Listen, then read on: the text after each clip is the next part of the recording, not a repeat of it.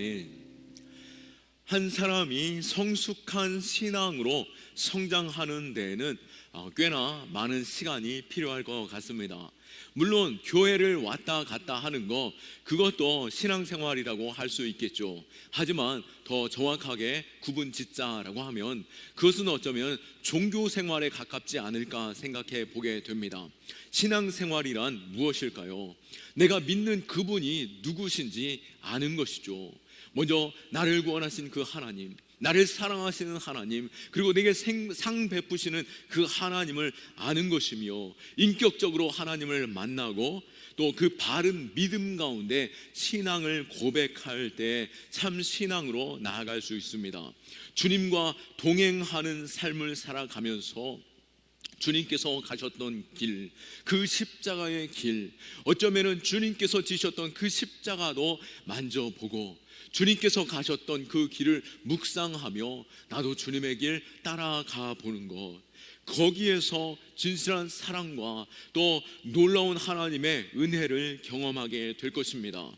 그리고 또 모든 순간마다 하나님의 뜻을 묻고, 또 당장 유익함이 없다 할지라도, 또 때로는 손해를 본다 할지라도 저 멀리 있는 하나님의 나라, 그리고 이 땅의 찰나의 순간에 내가 집중하는 것이 아니라 영원하신 하나님의 나라를 바라보며 거기에 더 가치를 두며 살아가는 것, 그것이 바로 신앙생활 아니겠습니까? 또 주님께서 긍휼히 여기시고 또 하나님이 택한 영혼 그들을 찾아가 예수 그리스도 그 이름을 증거하는 삶이 우리 안에 있어야 하지 않겠습니까? 이 삶이 때로는 너무나도 힘겨울 수도 있고 또 절제가 필요하고 인내하는 삶이 될 수도 있습니다. 사도 바울도 이렇게 고백했죠.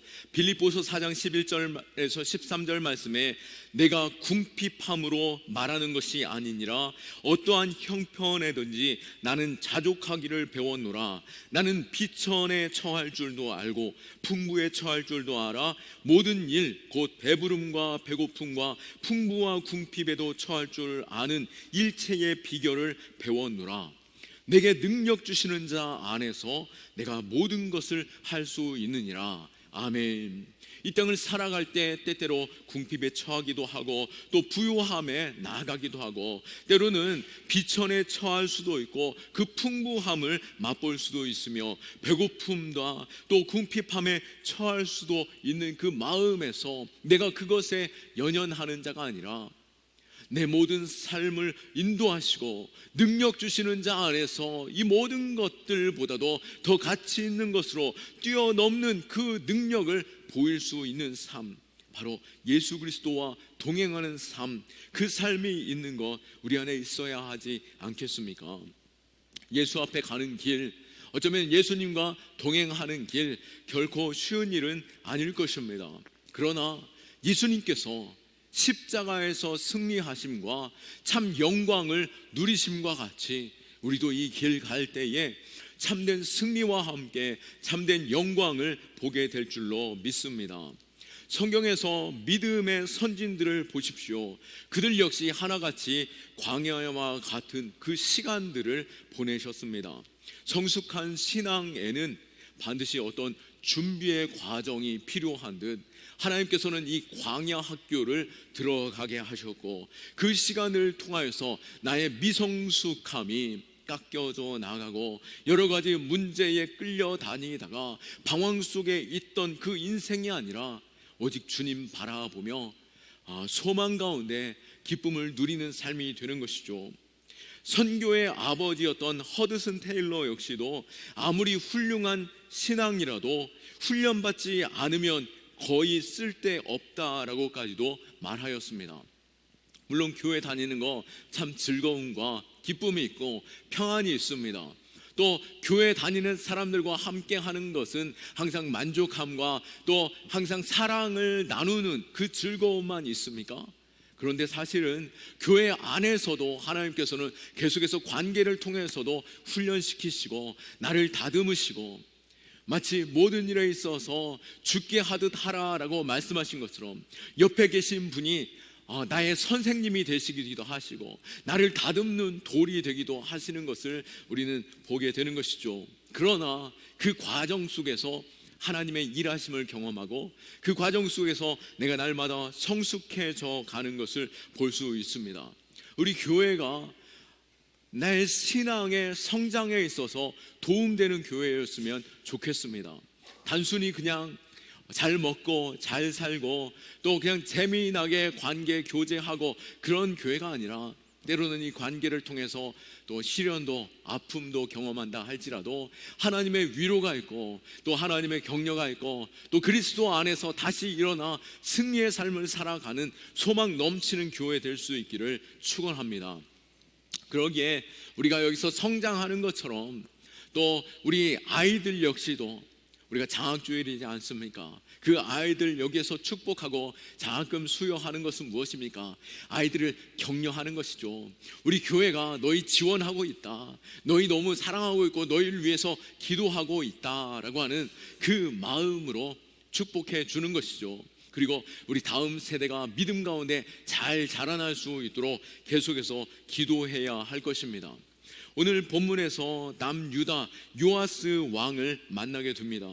그는 일찍이 8살 때에 왕의 자리에 오르게 되죠. 어찌 그 어린 나이에 왕에 오르게 될까? 좀 이따가 좀 더 자세히 보게 되겠지만 그 어린 나이에부터 왕의 자리에서 그가 그 일들을 감당하는 거 결코 쉬운 일은 아닐 것입니다. 그러나 하나님께서 그를 축복하시고 또 그를 사랑하셨고 정직한 왕이라고 칭찬하기도 하셨습니다. 그런데 그의 말년에는 오히려 하나님을 멀리 떠나고 하나님의 심판으로 그 끝이 아름답지 않았던 것을 보게 되는데요, 우리가 그 여정을 보면서 우리는 실패자가 아니라 승리자로 마지막 때에 진정 주님을 만날 때 참 기쁨으로 주님을 만날 수 있는 준비된 자 될 수 있기를 원하고, 우리의 삶을 통해서 하나님께 영광 돌리는 믿음의 사람들, 참 신앙인 될 수 있기를 원합니다. 먼저 우리가 요아스 왕을 만나기 전에 그 왕이 세워지게 되는 것에 있어서 약간의 배경이 필요한데요, 북이스라엘에 있어서 가장 악한 왕이다라고 하면은 그 악한 왕 중에서 아합 왕을 빼놓을 수 없습니다. 그리고 그 악한 왕보다도 더 포악하고 아주 잔인한 나쁜 여인이 있었는데요, 바로 이 아합 왕의 아내였던 이세벨이었습니다. 이 악한 자와 악한 자 사이에서 태어난 이 여아이가 바로 아달랴라고 하는 공주가 있었는데요, 이 아달랴는 남유다의 여호람 왕과 결혼하게 되었습니다. 남유다의 여호람 왕이 왕으로서 남유다를 다스리다가 죽게 되자 이 여호람 왕과 아달랴 사이에서 태어난 아하시아 왕이 있었는데요, 그는 1년 만에 피살당하여 죽게 됩니다.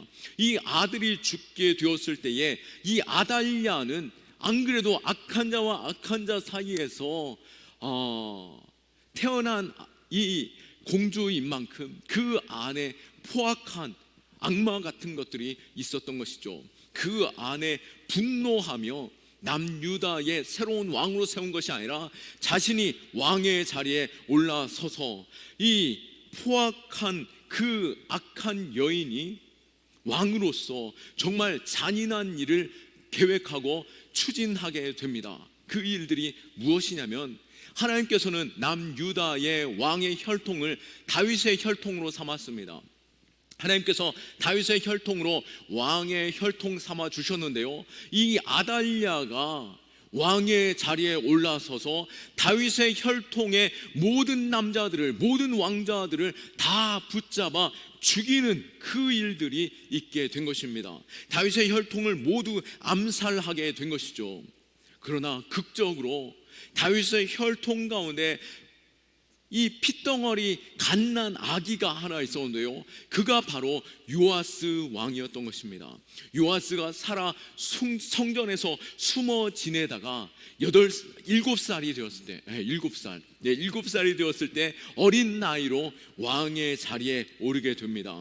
다행히 이 요아스는 왕의 자리에서 또 여러 가지 도움과 또 하나님의 놀라우신 그 선하심을 따라 순종하며 왕의 역할을 잘 감당하였지만 후에는 또 변화되기도 하였지만 그는 40년 동안 왕 위에 올라서서 남유다를 다스리게 됩니다. 1절 상반절 말씀에 예후의 제7년에 요아스가 왕이 되어 예루살렘에서 40년간 통치하니라 라고 말씀한 것처럼 요아스는 유다의 8번째 왕이 되었고 그는 종교개혁을 이루는 훌륭한 왕으로 서게 됩니다. 그런데 그에게 특이점은 앞서도 계속해서 말씀드렸듯이 집권 초기에는 하나님의 뜻에 합한 왕이었지만 말년이 가까이 올수록 그는 신앙이 변질되게 되었고 악을 저지르다가 결국 하나님을 배신하고 우상숭배의 길로 가게 되었고 마지막에는 처참한 죽음을 바로 자신의 신하에게 죽임을 당하는 일로 생을 마치게 됩니다. 오늘 장학주의를 통하여서 또 시상주의를 통하여서 내가 하나님 앞에서 어떠한 자로 서 있는지, 내가 하나님 앞에서 더 다듬어지고 더 훈련되어지고 또 내가 더욱더 바르게 서길 원합니다라고 고백할 수 있는 시간 될 수 있기를 원합니다. 먼저 우리는 이 아하스 왕이 어떻게 왕이 되었는지 우리가 보면서 먼저 북이스라엘의 왕이 세워질 때 남유다 왕이 세워지는 그 때를 우리가 잠깐 살펴본다라고 하면은 성경에서 북이스라엘의 왕이 세워지는 것과 남유다의 왕이 세워지는 것, 그 왕들의 이름을 거론하며 그 왕들을 소개하면서 그 다스리는 자로 세웠음을 보게 되는데요, 남유다의 왕, 그들을 세울 때에 특이한 점을 발견할 수 있습니다. 북이스라엘과 남유다의 왕을 소개할 때 좀 더 다른 면이 있는데요, 남유다의 왕, 그가 세워질 때에 바로 이 왕의 이름과 함께 또 다른 이름이 올려지게 되는데요, 그 이름이 누구입니까? 오늘 본문에서도 보는 것처럼 1절 하반절 말씀처럼 그의 어머니의 이름은 시비아라 부엘세바 사람이라 라고 말하고 있습니다. 이렇듯 남유다의 왕이 20명의 왕이 있었는데요, 그 왕을 소개할 때마다 이 20명의 왕 가운데 요람과 아하스 왕을 제외하고는 모든 왕을 소개할 때마다 누구의 이름이 나왔을까요? 바로 어머니의 이름을 함께 소개하고 있다라고 하는 것입니다. 모든 왕들을, 유다의 왕들을 소개할 때마다 어머니의 이름과 그 출신을 밝히는 이유, 그것이 무엇이겠습니까? 학자들의 견해에 의하면 대부분 일치합니다. 다윗의 왕조의 혈통과 그 연속성을 볼 때에 진정 영적인 부분에서 하나님의 축복을 누리고 또 참 신앙 가운데 세워지는 왕들, 그들은 바로 어머니의 신앙을 따라 그들이 어떤 신앙으로 자라났는가, 그것이 매우 중요한 영향력이 있다라고 하는 것이죠. 어머니들을 축복합니다. 그리고 어머니를 통하여서 하나님이 얼마나 기대를 하고 계시는지를 우리는 또한 알 수 있는 대목인 것이죠. 유대인들은 가정에서 교육을 매우 중요하게 여기는데요, 그 가운데 어머니가 차지하는 그 비중은 매우 크다라고 하는 것을 유대인들은 너무나도 잘 알고 있었습니다. 그래서 여호와의 신앙의 그 정통을 승계하는 그 책임은 아버지의 혈통에 있어서 있는 것도 중요하겠지만 더 중요한 것을 어머니의 신앙이 어떤 신앙 아래에 있었는가, 어머니가 어떤 어떤 혈통 아래에 있는가라고 하는 것을 더 중요하게 여긴다라고 하는 것입니다. 물론 아버지는 가정의 제사장직을 감당합니다. 그렇지만 자녀에게 결정적인 영향을 끼치는 것, 바로 어머니에게 있다라고 하는 것이죠. 육체적인 유전의 면에 있어서도 어머니 쪽이 더욱더 우성에 가깝다라고 하고요, 아이들의 정서적인 면에서 아버지가 아이들을 훈계할 때는 그 훈계를 폭력으로 느끼는 경우들이 많이 있다라고 합니다. 그러나 어머니가 회초리를 들 때에 아이들은 그 회초리를 들은 것이 사랑의 매로 여기는 것이죠. 아이들이 어떻습니까? 10개월 동안 태중에서 어머니의 심장 소리를 들었고 어머니의 감정을 항상 느끼며 자라나게 되었던 것이죠. 그러면서 아이들이 어머니와 이제 태중에서 나와 분리되어 있다 할지라도 어머니의 감정을 느끼고 어머니의 심장 소리를 느끼는 가운데 어머니가 지금 어떠한 반응으로 내게 대하는지 그것을 느끼고 그리고 그 어머니의 영향력 아래 서게 된다라고 하는 것입니다. 그렇게 지금도 유대인들은 이방인과 유대인이 결혼할 때에 그 어머니가 유대인이다라고 하면은 그 아이를 유대인으로 속하여 드립니다. 그러나 아무리 아빠가 유대인이라 할지라도 어머니가 이방인이다라고 하면 그 아이는 이방인 취급하는 것이죠. 그만큼 우리가 어머니의 역할이 얼마나 중요한지, 그리고 성경 역시도 어머니의 이름을 왕의 이름과 함께 올리는 것처럼 우리 어머니들이 내가 하나님께서 기대하시는 것이 무엇인지 그것을 아는 가운데 우리가 그 뜻에 순종할 수 있기를 축원합니다. 오늘 본문의 요아스 왕이 그 어머니 시비야는 어떤 자였습니까? 유다에서도 최남단 부엘세바 출신이라고 말하고 있습니다. 성경에서 부엘세바는 매우 의미가 있습니다. 그 부엘세바에서 태어나고 자라온 그 어머니 시비야는 부엘세바의 영적인 문화와 그 영향력 아래 자라났고 그 부엘세바의 영적인 영향력 아래 기도하며 신앙생활 해왔겠죠. 그렇다면 부엘세바는 어떤 장소였습니까? 바로 신앙적으로 그 성숙한 신앙에 있어서 내려놓음의 장소요, 하나님의 위로와 하나님의 인도하심을 따라가는 장소가 바로 부엘세바인 것입니다.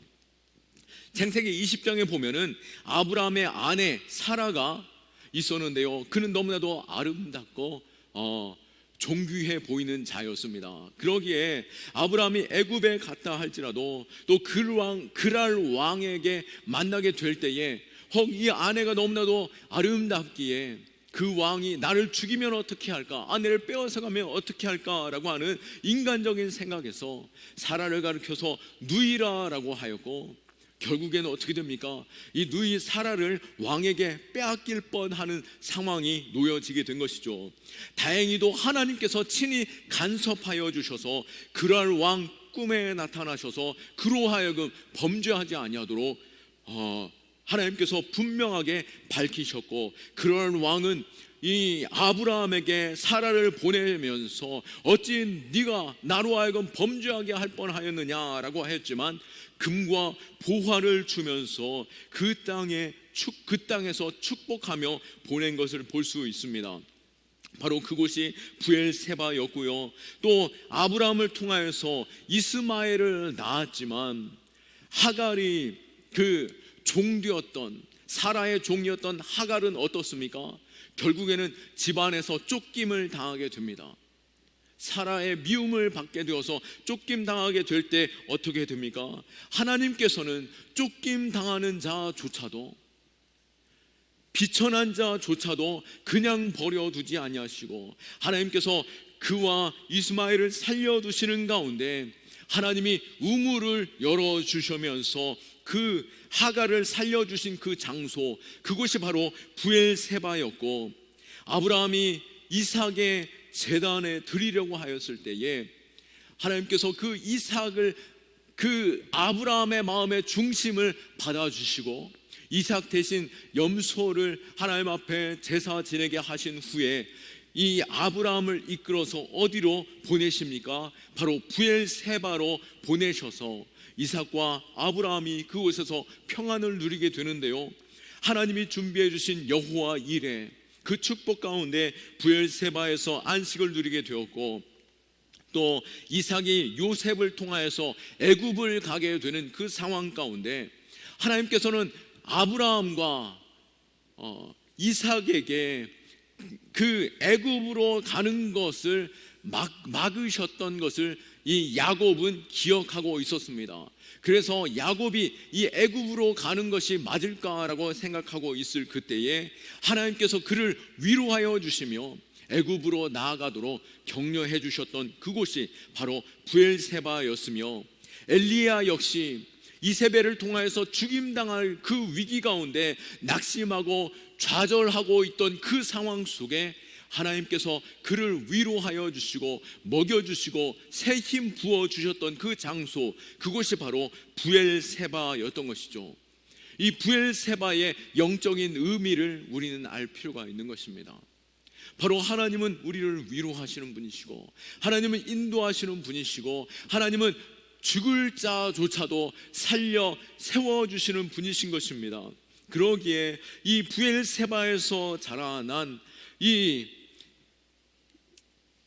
어머니의 그 마음 가운데, 그 신앙 가운데, 요아스의 왕의 어머니 이 시비아의 마음의 그 신앙 가운데 하나님은 위로하시는 하나님이요, 보호하시는 하나님이요, 죽을 위기 가운데에서도 살려 세워주시는 하나님이심을 믿고, 이 요아스 왕이 태어난 지 얼마 되지 않는 그 상황 속에서 모든 다윗의 혈통이 죽임을 당하는 그 상황 속에 이 요아스 이 핏덩어리 이 자조차 죽임 당하면 어떻게 할까 피하여 도망하고, 이 아이를 살리는 것에 있어서 하나님 내 힘으로는 할 수 없습니다. 이 하나님께서, 브엘세바의 하나님께서 이 요아스 이 아이를 보호하여 주시고 지켜주시고 하나님께서 세워주시사 이 아이의 아버지가 되어 주십시오라고 간절히 기도하지 않았겠습니까? 그리고 그 브엘세바의 하나님의 이름으로 이 요아스를 위하여 끊임없이 기도하지 않았겠습니까? 바로 그 기도 가운데 자라나게 되었고, 그 기도 가운데 하나님의 위로와 또 하나님의 도우심, 하나님의 보호하심을 비롯하여서 요아스는 7살이 되었을 때에 이 왕이 되었으며, 이 아달랴와 같은 그 왕권을 가지고 있었음에도 불구하고 그는 폭정을 행한 것이 아니라 하나님 앞에서 겸손하고 또 하나님의 사람을 통하여서 자신의 연약함을 알고 권리를 주장하기보다도 하나님의 뜻을 분별하며 하나님의 사람의 가르침에 순종하면서 하나님의 뜻을 이루는 왕이 되었음을 보게 됩니다. 어머니의 성품과 그 신앙의 자세를 닮아서 하나님 앞에서 겸손하고 정직하고 결국엔 하나님의 뜻에 귀 기울이는 가운데 성전을 수리하는 일에 있어서 힘을 다하죠. 종교개혁을 이룬 정직한 왕으로 서게 되는 것입니다. 2절 말씀에 요아스는 제사장 여호야다가 그를 교훈하는 모든 날 동안 여호와 보시기에 정직히 행하였으되 라고 말한 것처럼 그의 어머니의 신앙을 따라서 그가 자라나게 되었고 정직하게 하나님 앞에서 행함으로 복을 누리게 된 것입니다. 바로 사람의 대부분, 우리는 가정의 어머니의 손을 통해서 자라나게 되는데요, 우리가 자녀를 양육하는 일에 있어서 우리는 그 자녀를 어떻게 양육하기를 원하십니까? 이 핏덩어리 아이를 지켜주시는 분, 인도하여 주시는 분, 세워주시는 분, 축복해 주시는 분, 그것은 나의 힘이 아닌 하나님의 능력인 줄 믿으시기 바랍니다. 그리고 이 자녀에게 내가 유산을 남기려고 할 때에, 내가 이 아이에게 무엇을 남길 것인가를 생각할 때에 참된 하나님을 향한 그 신앙, 그리고 하나님을 향한 그 영적인 그 문화, 그것을 내 가정 가운데 그 문화 속에서 자라나게 하고, 하나님의 말씀을 가르치는 자, 신앙으로 키우는 자 될 수 있기를 축원합니다. 탈무드에도 이런 고백이 있습니다. 어리석은 사람은 자녀에게 재산을 남기고 양식 있는 사람은 자녀들에게 지식을 남기고 지혜로운 부모들은 자녀들에게 신앙을 남긴다라고 말합니다. 재산을 우리에게 지켜주시고 또 부요함을 누리게 하시는 분, 그리고 우리에게 생명 주시고 우리에게 지혜가 되게 하시는 분, 그분은 누구십니까? 모든 것을 주관하시고 모든 것을 주시는 분, 우리 하나님이신 줄 믿으시기 바라고, 우리가 하나님의 그 이름으로 양육하고 그 이름이 증거되어지는, 그 이름을 유산으로 남기는 저와 여러분 될 수 있기를 축원합니다.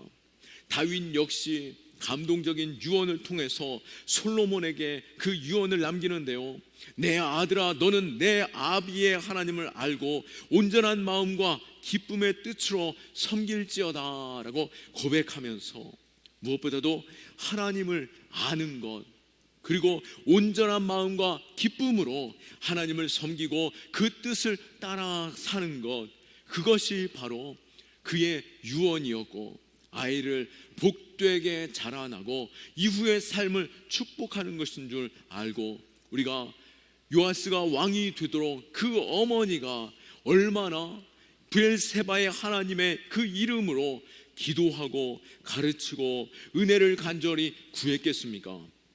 우리도 언제 죽을지 모르는 어떠한 위협 속에 놓일 수밖에 없는 이 아이를 위해서 끊임없이 그 하나님의 이름으로 기도할 수 있기를 원하고, 우리 경암교회 역시도 믿음의 유산을 우리 다음 세대에게, 또 믿음의 청년들에게 남길 수 있기를 축원합니다. 또한 요아스는 좋은 왕으로 설 수 있었던 또 다른 이유가 있었던 것이죠. 바로 영적인 스승을 만났기 때문인 것입니다. 2절 말씀에 요아스는 제사장 여호야다가 그를 교훈하는 모든 날 동안에 여호와 보시기에 정직히 행하였으되 라고 말하고 있습니다. 이 요아스는 제사장 여호야다가 있는 동안 하나님의 놀라우신 지혜와 또 하나님의 그 뜻을 분별하는 가운데 지혜롭게 그 교훈을 따라서 그 일을 행하게 되었는데요, 그런데 안타까운 일은 그 여호야다가 죽게 됨으로 인하여서 급격하게 그는 흔들리게 되었습니다. 결국에는 하나님께 등을 돌리고 우상 숭배의 길을 가게 되는데요, 어떻게 그 일이 가능하게 되었습니까? 바로 그 주변에 있는 사람들이 악한 자들이었고, 그 주변에 있는 자들이 우상 숭배하는 자들이었기 때문인 것입니다. 어릴 때부터 죽음의 위기 가운데 노출되어 있었던 만큼 그는 항상 긴장감 속에서 신뢰할 수 있는 그 사람을 전적으로 의지하지 않았을까 생각해 보게 됩니다. 그러므로 인하여서 그는 우유부단한 성격 속에서 죄의 길을 선택하는데요, 역대하 24장 17절에서 18절 말씀에 보면, 여호야다가 죽은 후에 유다 방백들이 와서 왕에게 절하매 왕이 그들의 말을 듣고 그의 조상들의 하나님 여호와의 전을 버리고 아세라 목상과 우상을 섬기므로 그 죄로 말미암아 진노가 유다와 예루살렘에 임하니라. 아멘. 바로 요아스는 하나님의 말씀에 귀 기울인 것이 아니라 사람의 말에 귀 기울여 왔다라고 하는 것을 알 수 있습니다. 이 여호야다가 죽음으로 인하여 그 후로 사람의 말에만 귀 기울임으로 결국 죄의 길로 가게 되는데요, 그의 끝은 결국 자신의 아래에 있는 사람에게 죽임당하면서 끝을 보게 됩니다.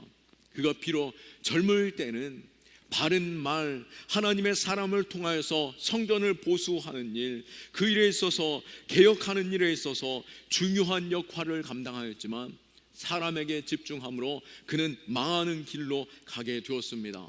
우리는 인생에 갈 때에 누구에게 귀 기울이고 계십니까?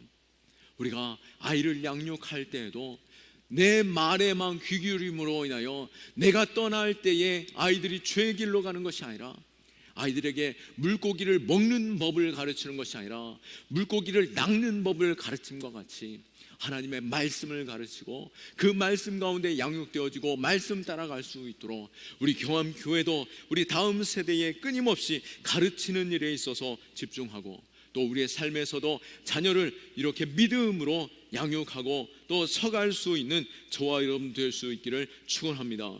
비록 말씀의 시간이 짧아 우리가 많이 축약하였지만 우리가 하나님 앞에서 겸손하여서 그의 어머니가 기도함과 같이 부엘세바의 하나님, 내 자녀와 함께하여 주옵소서. 또 하나님의 말씀이 그들의 삶을 이끄는 자들 되게 하여 주옵소서. 간절히 바라는 마음으로 설 수 있기를 원합니다. 우리 자리에서 일어나셔서 함께 찬양하며 기도하겠습니다.